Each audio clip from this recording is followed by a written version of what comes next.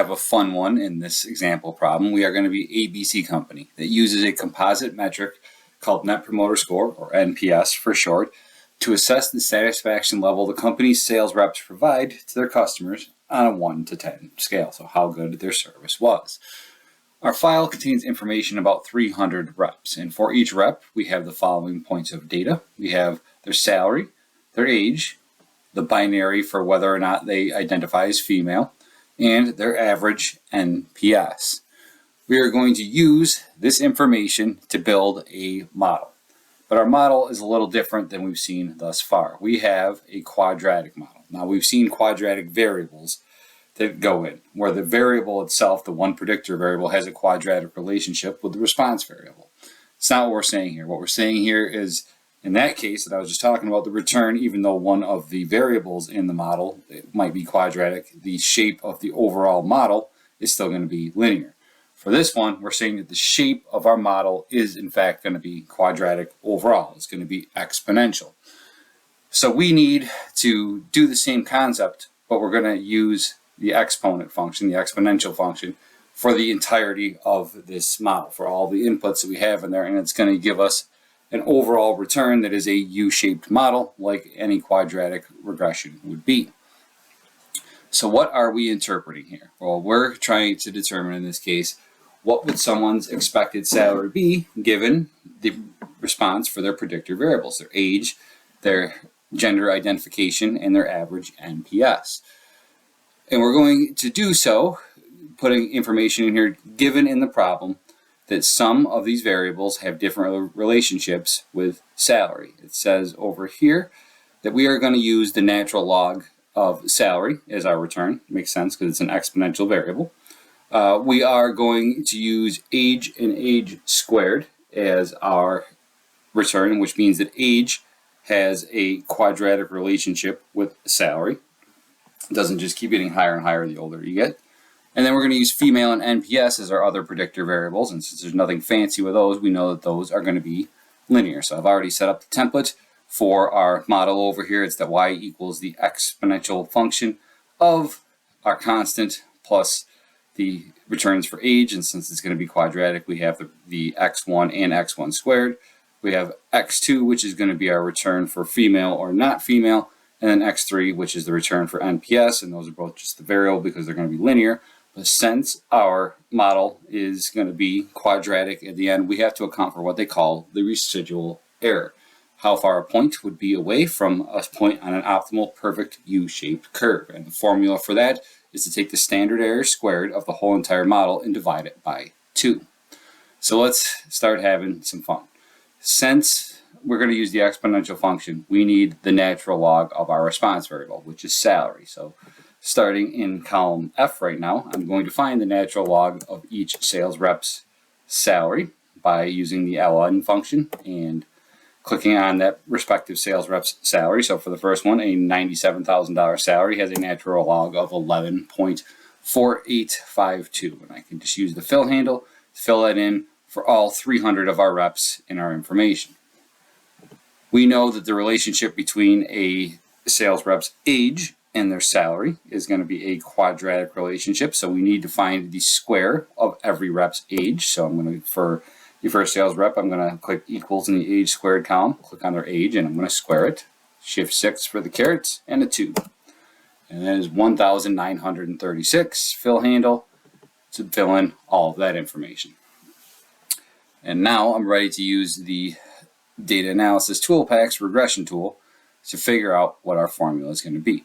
So what am I going to use? Our response variable is going to be the natural log of salary.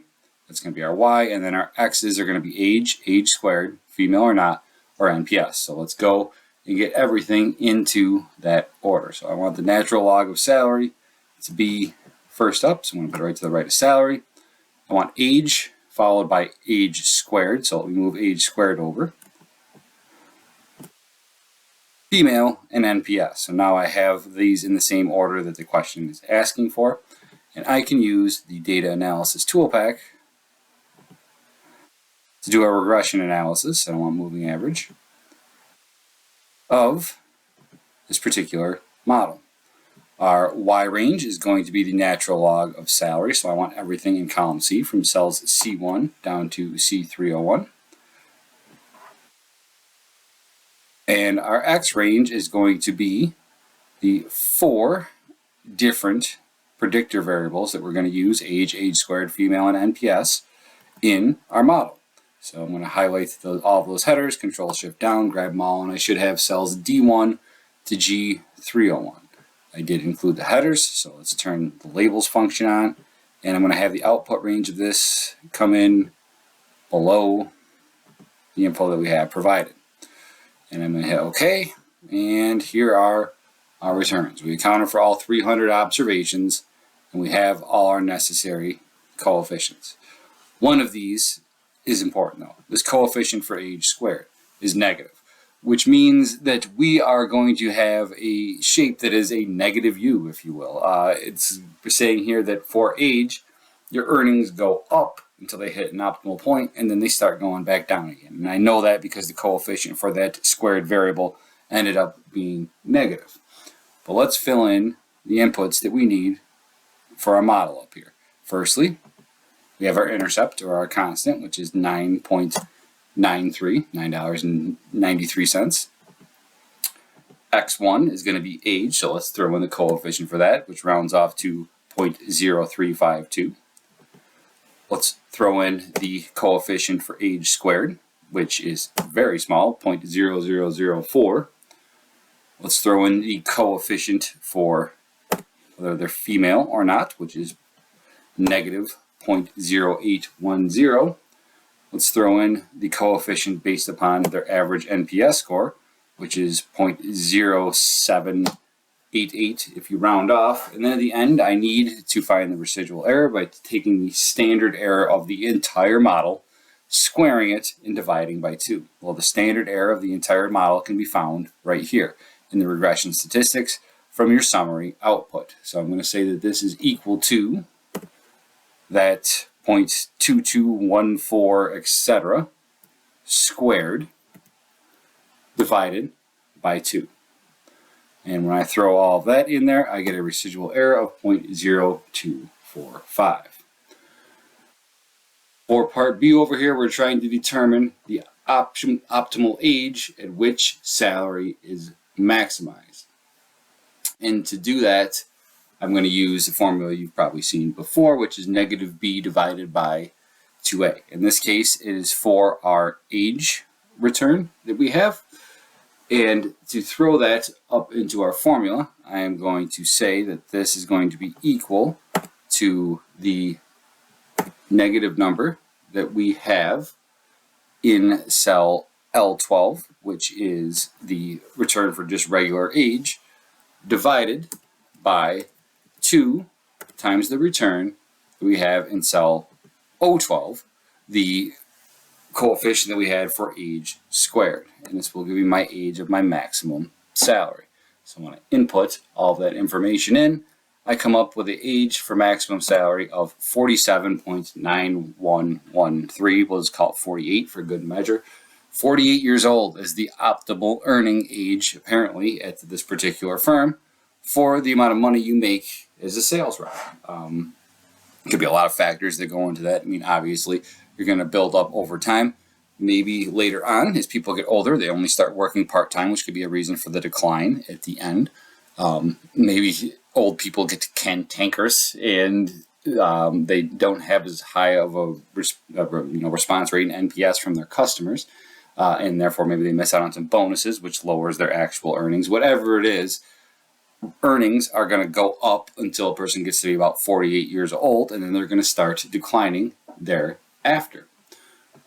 Let's use this information to find an interesting point over here, and that is that we have an optimal age for earnings. We know how NPS score is supposed to affect earnings during the thing. We know how age is supposed to affect earnings. What if we just isolate out male and female as our two inputs over here? Well, what would that tell us? That would tell us that if a male service rep, sales rep, and a female sales rep had the same level of quality, the same NPS, and they were the same age, would they have a different level of earnings just simply based upon their the gender they identify as. Well, we can figure that in. So for our prediction for a male at optimal age, I'm going to fill in this equation. First things first, we are using an exponential regression model, so I'm going to use the EXP formula to start this up. And then in the first set of parentheses, I'm going to take our intercept, that $9.93. I'm going to add to it, open another parenthesis. Like that first parenthesis is for the exponent itself, so it does the whole function at the end. Here, for the first response that we have, I'm going to take the 0.0352 that we have as the coefficient for that variable. And I am going to multiply that by the age that people should earn a maximum salary, which we just determined right here to be 47.9113. Moving on in our equation, the second one is x1 squared. So I'm going to use a very similar concept. I'm going to take the the coefficient for that particular variable, and I'm going to multiply it by the optimal age squared. So 47.9113 to the second power. Moving on down the line, we are on to our third variable, and that in this case is whether they are male or female, or whether they identify as a female or not.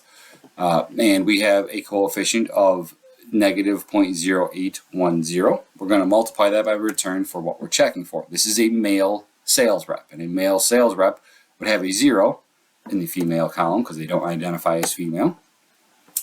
So put that in, close the parenthesis. We got one more over here.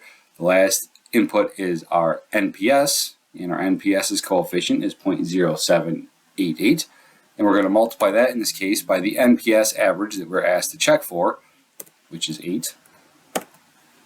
Close that parenthesis, and then at the end, I'm going to add in my residual error that we calculated, 0.0245. And then I'm going to close this parenthesis that we have here. And my whole formula should be set up correctly right now. So just one more time. I started with the exponential function. I opened a parenthesis. And then I just filled in the inputs for the formula. The intercept plus the coefficient for age times age's number, plus the coefficient for age squared times the optimal age squared, plus the coefficient for female, in this case times 0 because they were male, plus the coefficient that we have over here for NPS, and multiply that by the NPS average that we were given, which was 8.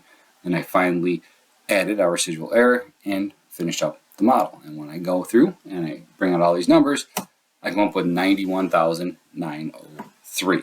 So somebody who is roughly 48 years old, who has an average NPS of 8 and identifies as male, will have earnings of 91,903. Let's run through and do the same thing for the same age, the same average NPS score, but now for someone who identifies as female.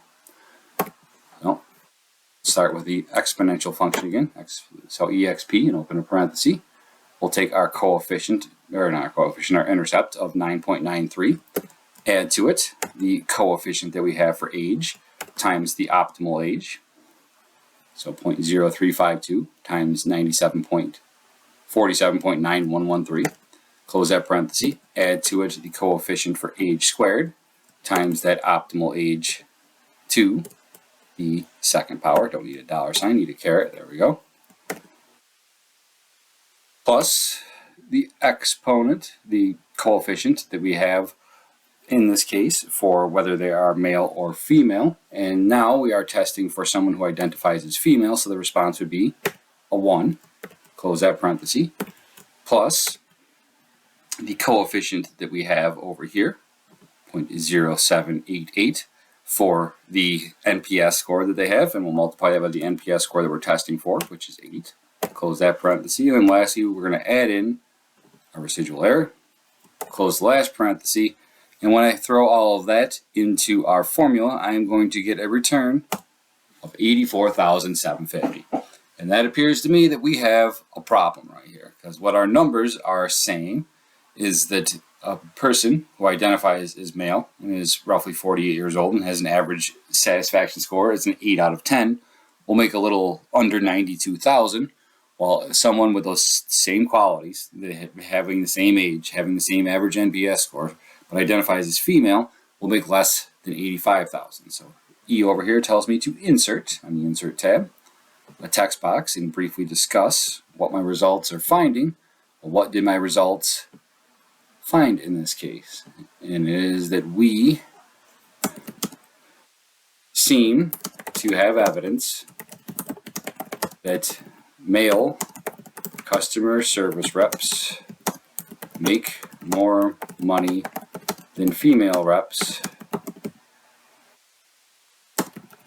even when they have the same predictor inputs. This shows a wage discrepancy.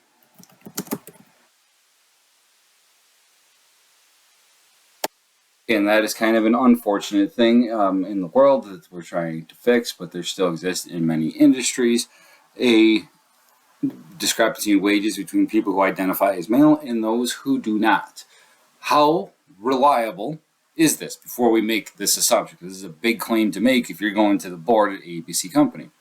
Well, if we go down here, we have our p-values, which tells the individual significance, and not highlight that one, of our model. And each one of these variables has an incredibly low number. Like the biggest one is the female or not variable, but it still has a p-value of 0.0025, which is way less than any type of like 5% significance that you would allow yourself.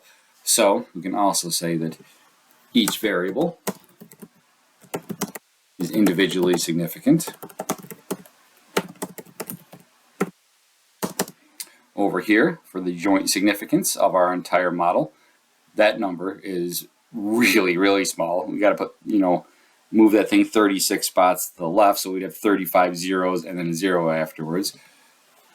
The model is jointly significant, which means that not only do we have proof that each of these is influencing earnings, but overall putting them together, the model that we're building, we have all the variables in there that are coming up as a factor.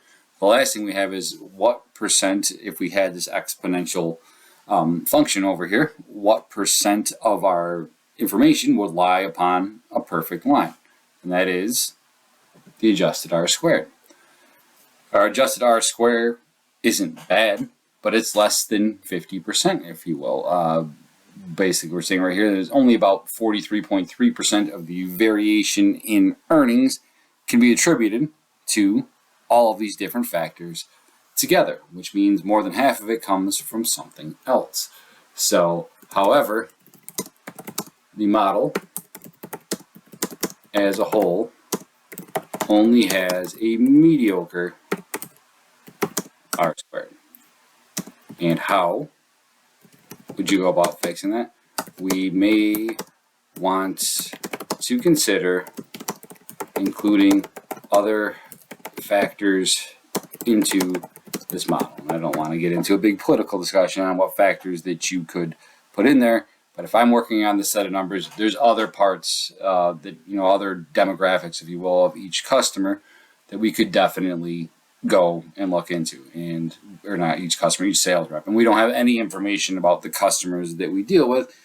As we all know, in this case, some people just by nature tend to be unhappy with all sorts of stuff. It is entirely possible that we don't have the sample size of how many people they dealt with in here. We should probably be considering that in our model as well. So there's more stuff that goes in. Given the information that we have, I think we're off to a strong start to make the case that we have a wage discrepancy right here before I go for the bold move of making that claim to whoever I'm talking to. I'm playing around with different inputs, and I'm trying to bring that adjusted R squared up to something stronger while still having both individual and joint significance.